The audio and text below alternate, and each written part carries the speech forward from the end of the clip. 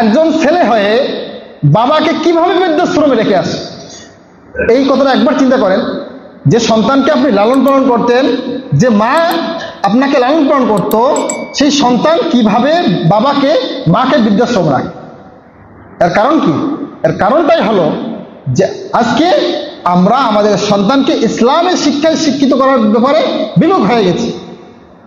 আপনি আপনার সন্তানকে ছোটতে নামাজ যদি শিক্ষা দিতে না পারেন, ছোটতে যদি সুন্নাহ শিক্ষা দিতে না পারেন, ছোটতে যদি তাকে ইসলামী শিক্ষায় শিক্ষিত করতে না পারেন, তাহলে আপনার এই সন্তান আপনার জন্য কাল হয়ে দাঁড়াবে। আপনার মুখকে উজ্জ্বল করা তো দূরে থাক, হইতে পারে দুনিয়াবি লাইনে আপনার অনেক মুখ উজ্জ্বল করবে, সেটা ভিন্ন বিষয়, কিন্তু আপনি সে উজ্জ্বলতা মানুষের সামনে দেখাতে পারবেন না। হতে পারে আপনার ছেলে বাংলাদেশে একজন বড় সরকারি কর্মকর্তা, কিন্তু আপনি আছেন বৃদ্ধাশ্রমে। আপনি কি বলতে পারবেন মুখ খুলে যে আমার ছেলে একজন বড় কর্মকর্তা? বলতে পারবেন? কথা বলেন না, পারবেন? পারবেন না। এটা আপনার জন্য লজ্জা। আপনি খেরের ঘরে আছেন, আপনি যদি এখন বলেন আমার সন্তান সচিবালয়ে চাকরি করে, এটা আপনি মানুষের সামনে বলতে পারবেন? আপনি তো আছেন খেরের ঘরে। মানুষ যদি আপনাকে ধিক্কার দিয়ে বলে যে তোমার সন্তান যদি এত বড়ই হয়ে থাকে, তুমি কেন এই ঘরের ঘরে, তুমি কেন এই একটা নিম্ন শ্রেণীর মধ্যে আছো, তোমার ঘরে কেন প্রত্যেক দিন ভালো তরকারি আসে না, তোমার সন্তান এত বড়? তার মানে সন্তান বড় হলে বাবা মায়ের মুখ উজ্জ্বল হয় না, সুসন্তান হলে বাবা মায়ের মুখ উজ্জ্বল হয়। আজকে যারা মাদ্রাসায় বাচ্চাদেরকে পড়ান, এটা একদিকে আলহামদুলিল্লাহ।